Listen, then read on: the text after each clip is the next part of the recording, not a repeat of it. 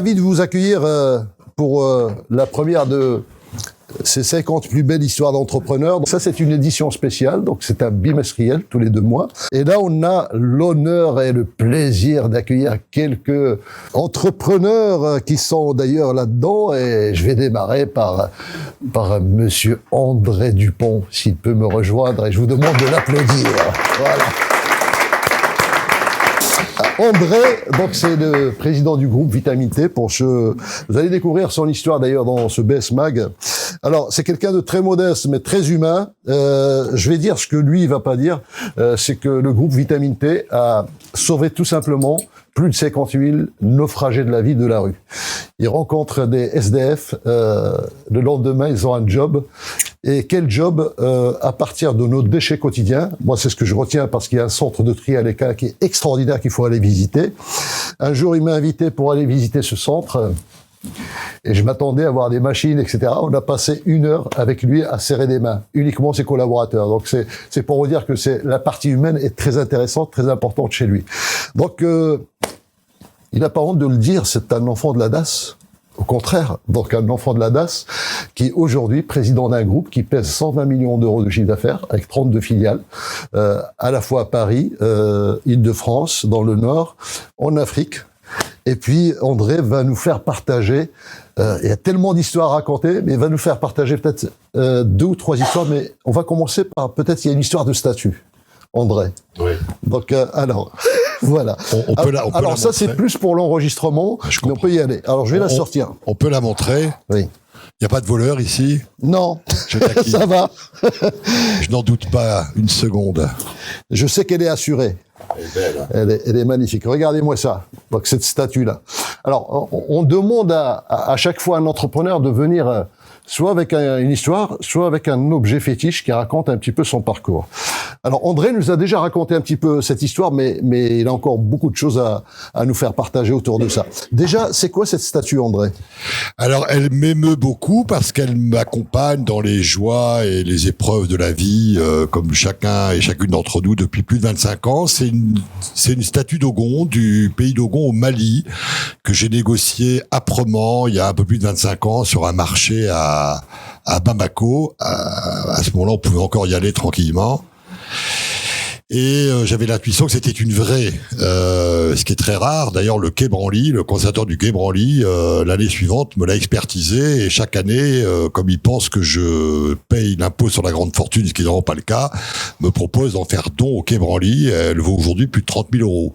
Mais jamais je ne la céderai, puisqu'elle n'a pas un prix marchand, elle a un prix du cœur, quoi.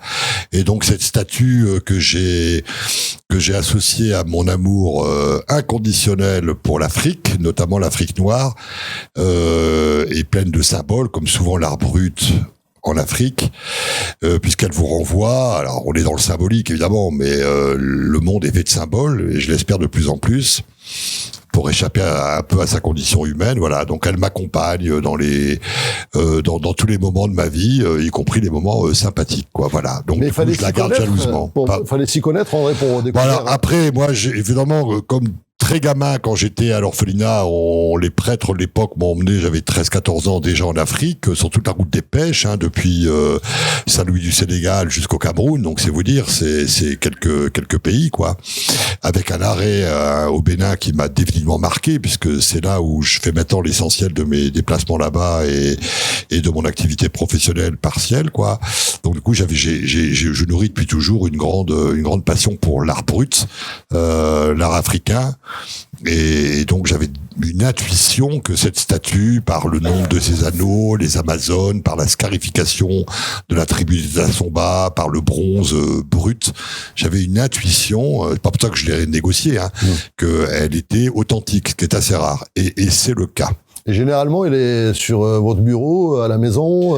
Alors, elle se promène en permanence, sauf dans un avion parce qu'elle est lourde et que je voudrais pas que les douanes me la piquent. Ouais, voilà. Ouais. Elle est parfois à la maison, parfois au bureau ou parfois en voyage. Alors, je dis ça aux amis que je vais accompagner dans quelques mois au Sahara pour marcher, dans le sud marocain. Je voudrais bien l'emmener, mais elle pèse très lourd, donc je pourrais pas la mettre dans mon sac à dos, mais elle me ferait beaucoup de bien là-bas dans le bonheur absolu du Sahara, comme disait Saint-Exupéry, Dieu, si tant est qu'il exista, a créé le Sahara pour l'homme. Voilà. Alors André, il y a pas longtemps, vous avez eu avec des photos avec le président Emmanuel Macron en Afrique. Il pouvait pas trouver meilleur ambassadeur parce est-ce qu'il savait que vous avez cette statue, est-ce qu'il savait que vous étiez. Comment ça s'est passé? Parce que vous aviez une filiale, j'ai cru comprendre. Oui, alors c'est des moments improbables de l'existence, mais j'ai tout de vous rassurer, ça ne change pas profondément ma vie. Le président, avec tout le respect qu'on lui doit, comme tous les politiques, sont en CDD. Moi, je suis en CDI.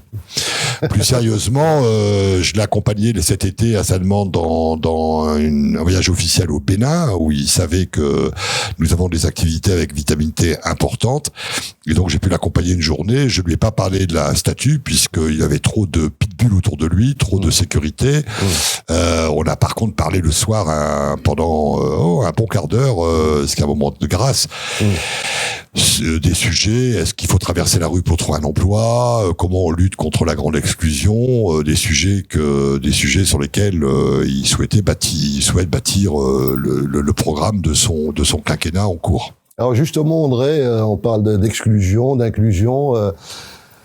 Je sais qu'il y a plein d'histoires. Moi, j'ai rencontré des histoires passionnantes chez vous. Il y a des gars qui sont là depuis plus de 20 ans et voilà, que vous avez sorti de la rue. Il y a peut-être une histoire marquante parmi tous ces profils. Ah oui, j'en ai des dizaines qui ont marqué l'homme que je suis et ma vie, puisque ma vie, comme vous, elle ne vaut qu'à travers la vôtre, qu'à travers celle des autres. Et le voisinage du malheur, il est à la fois éprouvant, mais il est à la fois euphorisant, parce qu'il y a des miracles humains. Je pense particulièrement, Franco, un ami d'enfance qui est là, le connaît bien. Je pense à un jeune que je vais prénommer Jordan, qui est tout gamin sortant de la DAS, donc forcément de l'aide sociale à l'enfance. À 18 ans et un jour, ils sont dehors. À Lille, comme partout en France, un SDF sur deux est un jeune qui vient de l'orphelinat, qui vient de la DAS. C'est une horreur. C'est un angle mort des politiques publiques. C'est une cause qui m'est évidemment chère compte tenu de ma propre histoire. Et ce jeune, on le sort donc de l'orphelinat, de la DAS, du foyer.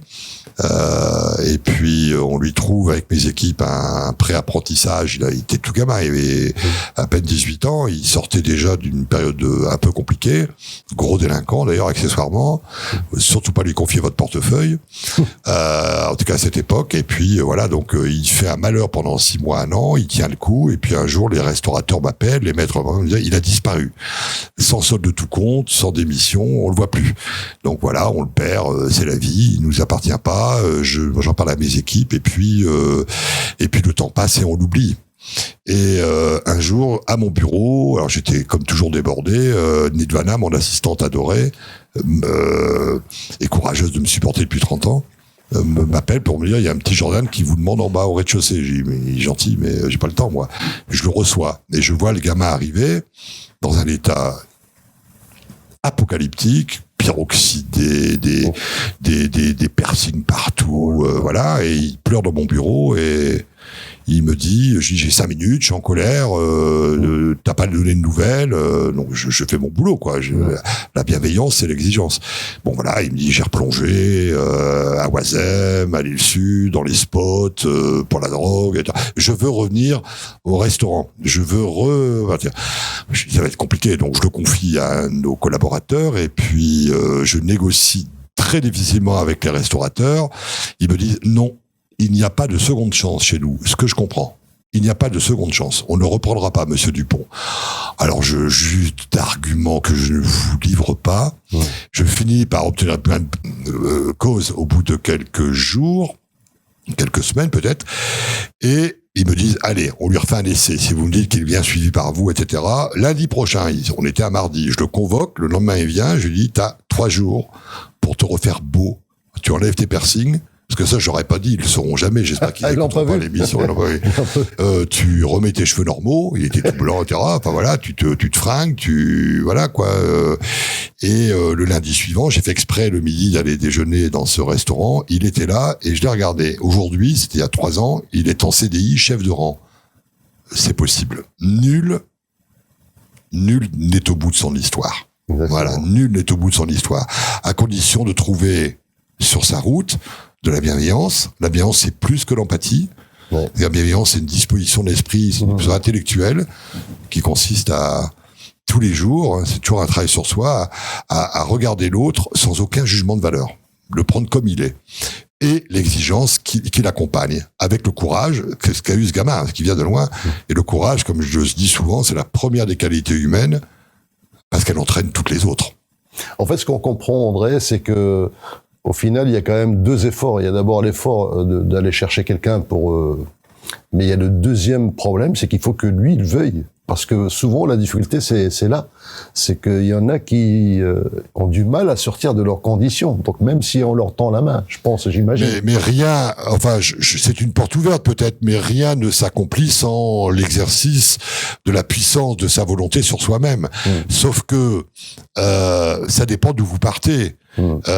Si vous partez comme ce jeune ou plein d'autres à vitamine T, femme seule avec 5 enfants à Niche, ils traversent là, bon, je ne vous vois plus, je les vois devant moi là, ces invisibles-là qui sont invisibles à leurs propres yeux, s'ils partent de très loin, le chemin à parcourir pour quitter leurs conditions et retrouver le courage après la volonté et le projet, prend beaucoup de temps, mais c'est possible, même si on ne réussit pas à chaque fois, hein, bien sûr. Merci André. Merci. Merci André.